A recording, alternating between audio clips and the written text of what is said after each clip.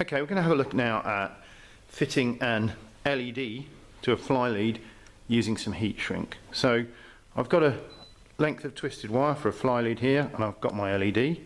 The first thing I'm going to do is use the wire strippers here to strip off about 1 centimetre and then twist that up nicely there, and again about 1 centimetre. What you can do, if you've done a little bit too much like I've done there, you can always just clip off the excess. So we've got about 1 centimetre there. Then we're going to get a soldering iron. I'm going to clean the tip and tin the tip of the soldering iron. Then very carefully run some solder. If you can see this, just running solder into the wire. This actually uses capillary action for the solder to go into the twisted wire and gives us a nice pin there. Then what we're going to do is add some solder to the, very carefully add solder to the legs of the LED,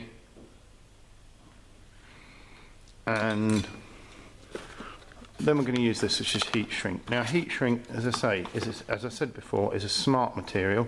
It's about just over 3 millimeters diameter tube, and we can cut it with this, or we can cut it with the side cutters. And I'm going to cut about 3 centimeters there. So if you can see that, we've got about a 3, slightly more diameter there. Now I'm going to unravel this, because we need to unravel it, and then we need to slide our heat shrink down out, and obviously we don't want it to get heated, so we need to move it away from where we're going to do our soldering. So we've got our 2 parts we're going to solder there. Now I'm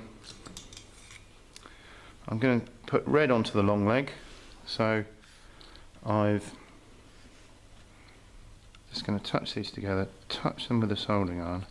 And as I say, make sure this heat shrinks out of the way, because if it gets hot, it's going to start to shrink, because that's what it does. So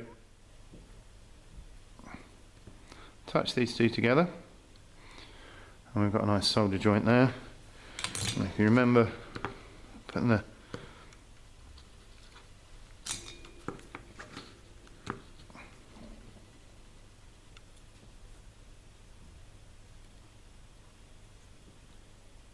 touching those together.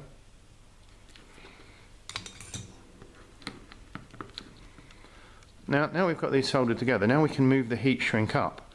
Now the idea is the heat shrink is a quality control measure, because the heat shrink's going to continue the insulator from the wire up, right up to the top of the LED. It also strengthens here and strengthens the solder joint, so it stops the solder joint breaking. Now we can heat these up with we can use a lighter, or you can use a hot air blowgun, but actually, because we've got the soldering iron here, if we just move the soldering iron around, it's not ideal. As I say, the hot air gun is better, but you can see just by using this part here of the soldering iron to heat the heat shrink, not melting the heat shrink, because the heat shrink will melt, and you can see that the heat shrink is shrinking down and conforming to the size of the wire. And now that is a little bit warm there, but when that cools down, we can see the heat shrink's shrunk down to the diameter of the wire, and it's now forming a nice insulator, but it's also strengthened the legs and that joint. So it's a really good quality control measure. So that's using heat shrink to put our LED on. Obviously you need to make a note of which, so I remembered that my red wire is the long leg, so I can carry on, and then you can just twist those back up again, and there it is. So there it is, using heat shrink to add a quality control measure to our product with our LED.